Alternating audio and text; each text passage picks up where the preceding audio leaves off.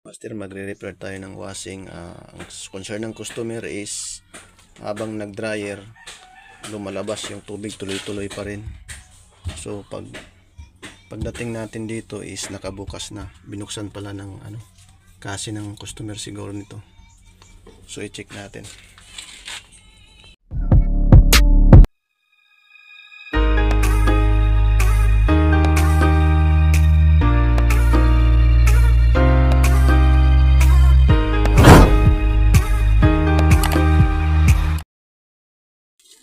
Testing natin para makita natin yung problema.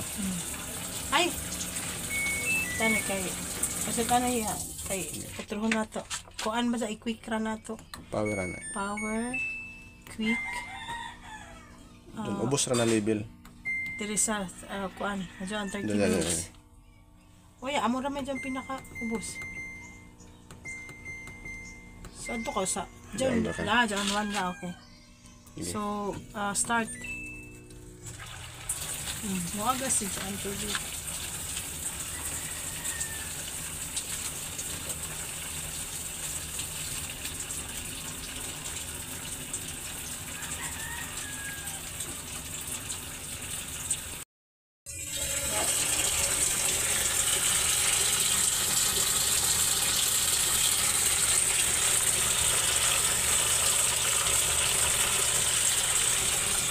Antayin natin yung magka-problema para makita natin. Yan mga master, ito na yung concern ng ating customer. So nagwash na siya pero yung tubig tuloy-tuloy pa rin. So ayan, i-check na natin. Ayan. Stop na natin.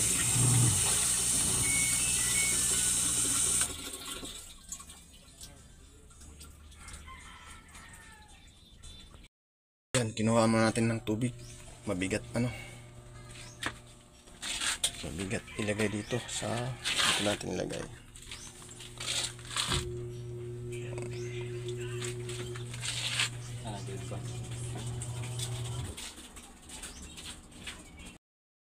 Ayan mga master, try natin to buksan. So ang una nating titingnan, palitan natin ng water level inlet, or pag ayaw pa rin, dito tayo sa water level sensor. Ayan mga master, tester natin to. Ayan sobrang init. Tester natin kung ilang. So naka-ohms tayo. I-check natin.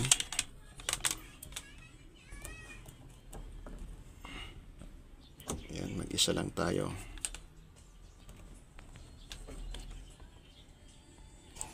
Ayan mga master, may nakuha tayo na 4.8 key.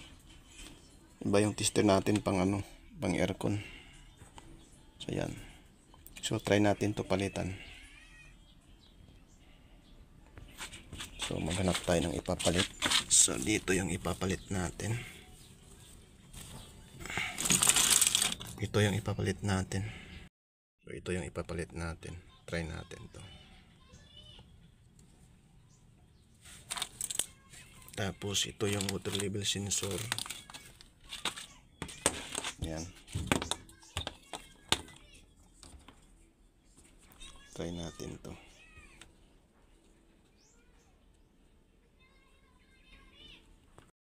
Pagtanggal, ganyan lang to.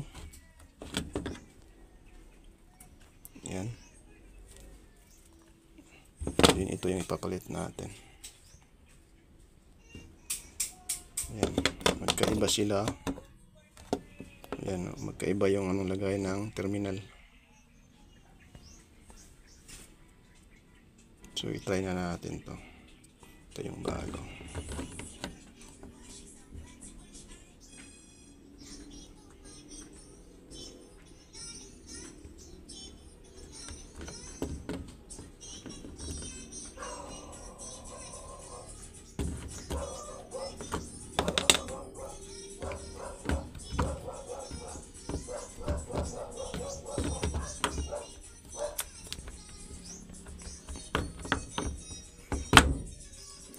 Tatanggalin lang muna natin yung Yan, pinalitan na natin ng yan.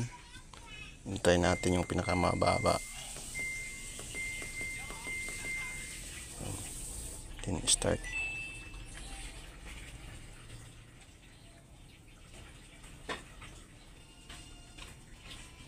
Oops. Hindi pala nalagay yun. Yan mga master, nakaprogram na. Din ang lakas din ng tubig ng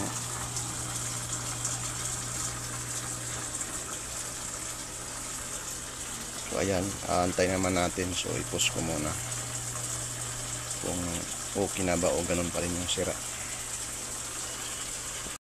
So ayan mga master, malakas na, tapos yung tubig malapit na umapaw pero hindi pa rin siya nag-uon. So hindi niya na-sense yung level ng tubig. So baka ito yung problema. Pag wala talaga, dito tayo sa ito, baka nag-abnormal to.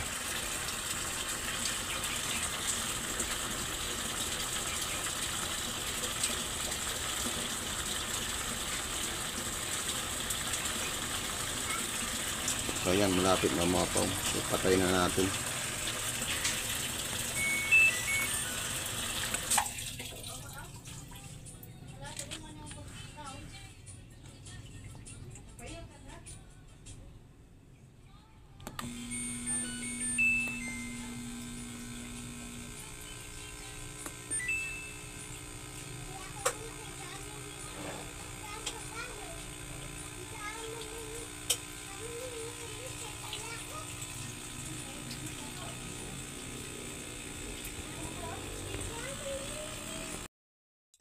Palitan natin ng water level sensor. Then ito yung sa akin. Try natin.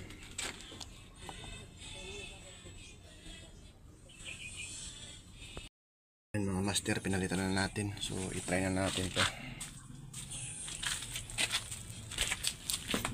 Punuan natin yung tubig.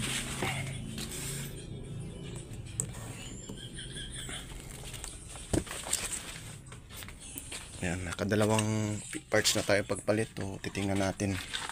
Kung ayaw talaga, baka nagloko yung board, yung program niya. So, yun natin. Then level. Sa mababa. Then quick. Then start.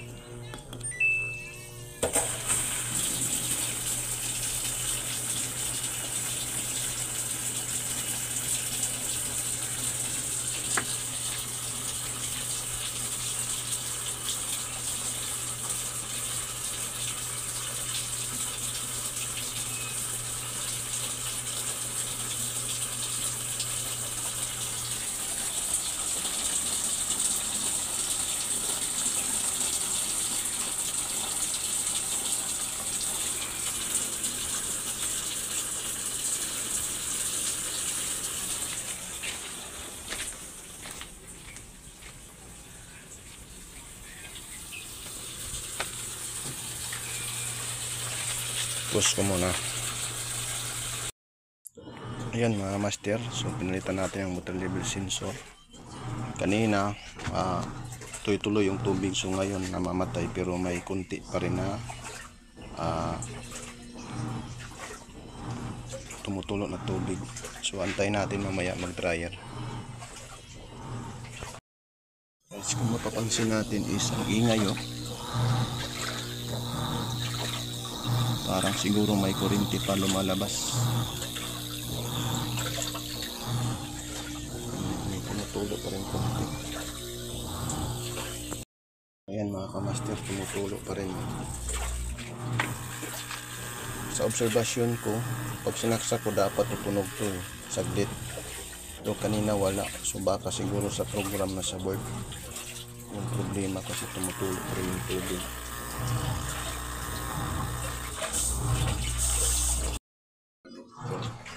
Water inlet. So nakaano tayo tester. So ilagay natin dito. Ayan. May ano siya, voltahe na 179 to 180. Kahit nagwas na, may tubig pa rin. Ayan mga master, ito yung sa customer. So try natin palitan ng bago. Baka nag-abnormal yung program niya.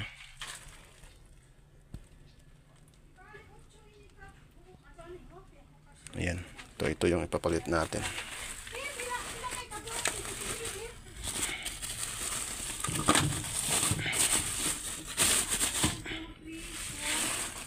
Ayan. Ito master yung ipapalit natin. Ayan master, ito yung bago. So sa pagpalit ng board kailangan isa-isahin nyo para hindi kayo malito. Pag tinanggal mo, ibakabit mo dito. Pero kung memorize mo na, pwede mo na tanggalin lahat. So ilagay na natin to. Master, yun yung bago. So i-try natin kung mamaya pagwas o pag-spin may tubig ba na lumalabas pa rin. So i-push ko muna. Ayan mga master, hindi na tumutulo. So i-try natin to pag tester kung ganun pa rin yung voltahe. So kung makikita natin is 0 na siya.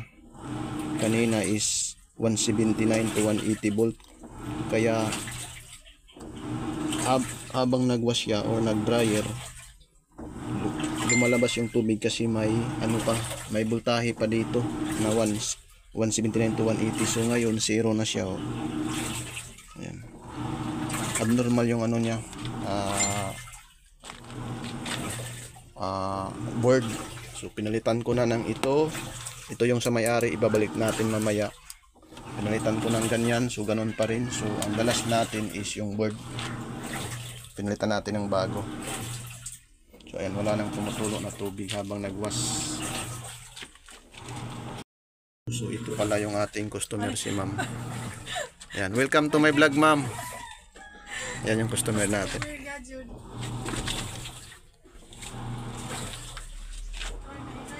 Ayan, nakuha natin. Problema.